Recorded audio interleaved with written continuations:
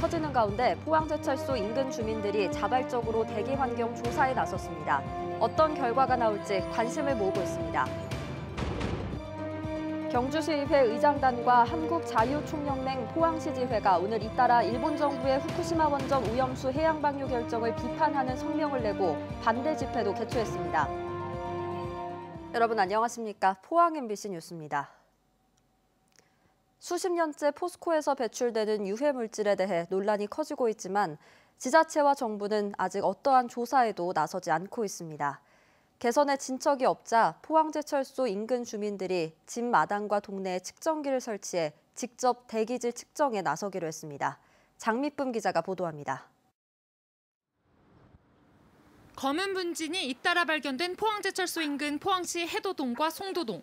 지금까지 주민들은 동네 공해 문제가 얼마나 심각한지 제대로 알지 못한 채 수십 년을 살아왔습니다. 며칠 전에 비가 와가 다 쓸려 내려갔는데도 이 정도예요. 지금 이거 보세요. 이거 우리가 다 먹고 살았다니까요. 참다 못한 주민들이 집 마당에, 동네 성당에 직접 측정기를 설치합니다. 설치된 측정기는 모두 16대. 미세먼지와 초미세먼지, 중금속 등을 정밀 분석해 다음 달쯤 분석 결과가 나옵니다. 지난해부터 주민들이 역학조사 필요성을 여러 차례 제기했지만 정부나 포스코 어느 쪽도 조사에 나서지 않다 보니 주민들이 직접 나선 겁니다. 정말 너무 답답한 부분이 많아요.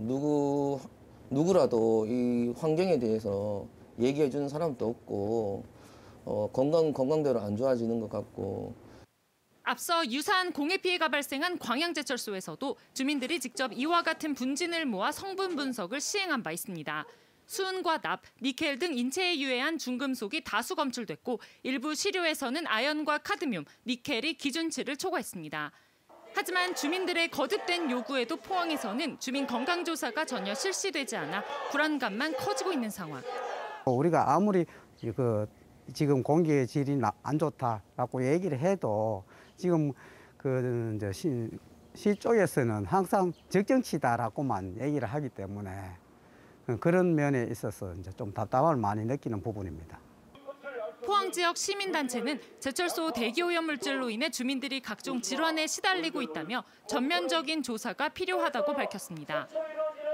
정부 조사에 따르면 포항 산업단지 인근 주민들은 심장질환과 뇌혈관 질환, 악성 종양으로 인한 사망비가 전국에서 가장 높은 것으로 나타났습니다. 기준 치하로 나오고 있습니다. 안전합니다. 거짓말입니다. 그런 거짓말을 하고 있는 포항시를 믿을 수가 없습니다. 그래서 이렇게 시민들이 미세먼지와 중금속 측정을 한다기에 저희들도 동참하게 되었습니다. 주민들은 다음 달쯤 정밀 분석 결과가 나오면 이를 토대로 정부 차원의 대책을 촉구할 계획입니다. MBC 뉴스 장미쁨입니다. 경주시의회 의장단이 일본 정부의 후쿠시마 원전 오염수 해양 방류 결정을 비판하고 철회를 촉구하는 성명서를 발표했습니다. 의장단은 일본의 비인도적인 원전 오염수 방류로 경주 앞바다를 비롯한 우리나라 해양 생태계 파괴와 수산업과 해양 관광 산업에 피해가 우려된다고 지적했습니다. 경주시의회는 의장단의 성명서와 결의안을 오는 29일 열리는 제259회 임시회에서 채택하기로 했습니다. 한국자유총연맹 포항시지회는 오늘 포항시 남구 대잠 사거리에서 집회를 열고 방사능 오염수를 대책 없이 방출하는 일본 정부를 강력히 규탄한다고 밝혔습니다. 이들은 후쿠시마 원전 오염수가 동해를 오염시킬 것이라며 일본 정부가 결정을 철회할 때까지 집회를 이어가겠다고 말했습니다. 오늘 장애인 차별 철폐의 날을 맞아 교육 현장에서 장애 학생들이 겪는 불편이 무엇인지 점검해봤습니다. 장애 학생들의 공부를 돕기 위해 교실에 특수교육 실무원을 배치하고 있는데요. 그 수가 턱없이 부족한 것으로 드러났습니다. 권윤수 기자가 취재했습니다. 장애 학생이 다니는 특수학교와 일반 학교의 특수학급에는 학생을 돕는 실무원이 배치됩니다. 몸을 제대로 가누지 못하거나 인지 능력이 부족한 장애 학생의 식사를 돕고 화장실에 함께 갑니다. 자료와 학용품을 준비해주며 친구와 관계 형성을 돕고 장애 학생의 안전도 책임집니다. 대구 특수학교의 실무원 배치율은 87%, 일반 학교 특수학급은 67%로 실무원이 없는 곳도 많습니다. 실무원이 있는 학교도 한 명이 많게는 너댓 명의 장애 학생을 돌봐야 합니다. 전국교육공무직본부 대구지부는 특수교육 실무원의 노동 강도가 높아 다치는 경우가 속출하고 있다며 대구시 교육청에 실무원 충원을 요구했습니다. 사고가 수시로 발생하고 휠체어 학생들 케어하다 보면 허리 디스크는 다반사입니다. 대구시 교육청은 올해 실무원 23명을 증원해 더 이상의 충원은 어렵다고 밝혔습니다.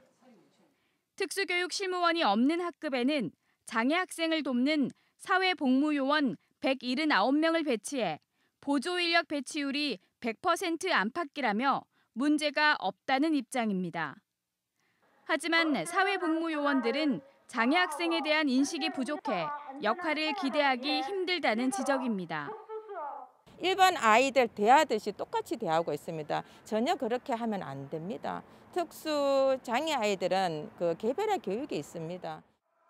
장애인에게 충분한 교육권을 보장하고 학교 생활에 불편함과 불평등이 없도록 정책적 지원을 확대해야 한다는 목소리가 높아지고 있습니다. MBC 뉴스 권윤수입니다. 제41회 장애인의 날을 맞아 지역에서도 장애인의 인권을 보장하기 위한 적극적인 지원책을 촉구하는 기자회견이 열렸습니다. 포항장애인차별철폐연대는 오늘 포항시청 광장에서 기자회견을 열고 장애인은 동등한 시민으로서의 권리를 누리지 못하고 있다며 이에 대한 개선책이 필요하다고 주장했습니다. 특히 전국 장애인 시설에 수용된 인원의 80%에 달하는 3만여 명의 발달 장애인이 보호라는 이름 아래 지역사회로부터 격리돼 살아간다며 취약계층의 인간다운 삶을 위한 지원이 절실하다고 밝혔습니다.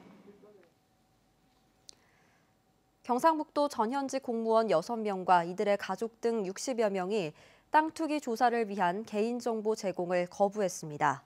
경상북도에 따르면 땅 투기 조사 대상인 경북의 시군과 공기업 직원 1,060여 명, 이들의 가족 3,070여 명 가운데 공무원 6명과 가족 59명 등 65명이 개인정보 동의서를 내지 않아 명단을 경찰에 통보하기로 했습니다. 경상북도는 개인정보 동의를 얻은 직원을 상대로 도청 이전 신도시 건설과 경주 동천지구 개발, 경산 화장품 특화지구 등 7개 사업에서 보상을 받은 사람과 대조해 위법이 드러나면 수사를 의뢰할 예정입니다. 노웅래 더불어민주당 의원이 대구지방고용노동청의 포스코 포항제철소 특별감독 결과에 대해 보여주기식 맹탕 감사라며 강하게 비판했습니다.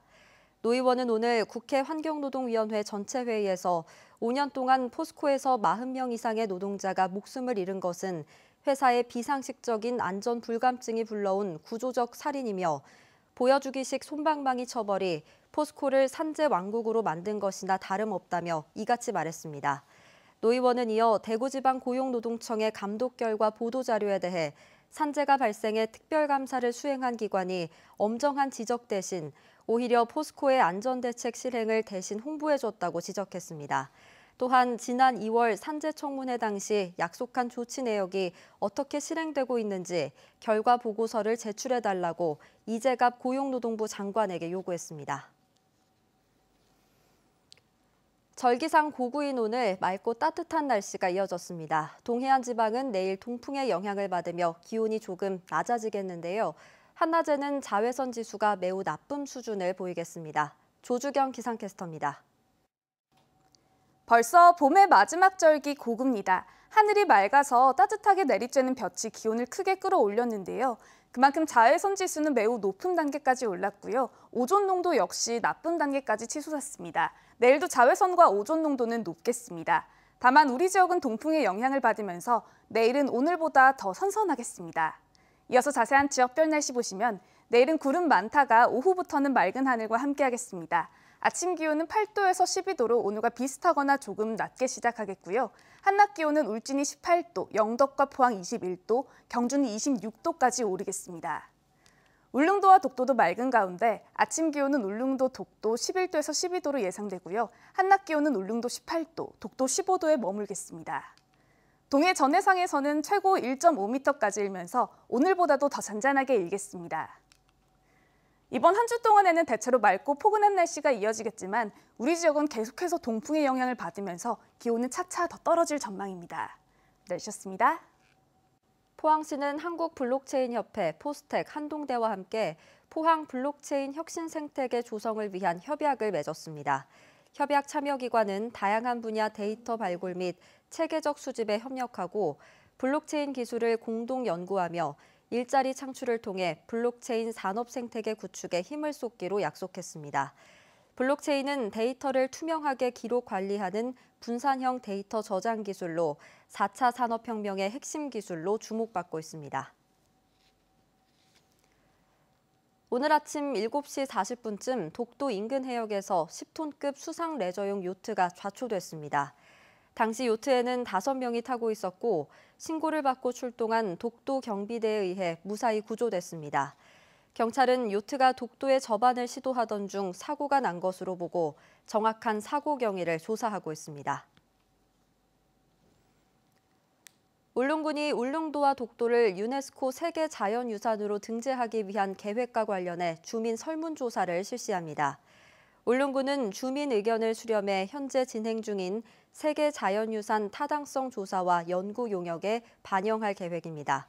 이번 설문조사는 다음 달 14일까지 울릉군청 홈페이지에서 참여할 수 있습니다. 경주 지역 청년들의 소통과 협력을 지원할 경주시 청년센터 청년고도가 문을 열었습니다. 경주시 황호동에 마련된 청년센터에는 작은 도서관과 카페, 공유주방, 강당이 마련돼 취업 및 창업 정보 제공과 상담, 문화활동을 지원합니다. 경주 지역 39세 미만의 청년이면 누구나 이용할 수 있고 운영은 오전 10시부터 오후 9시까지, 일요일과 공휴일은 휴관합니다.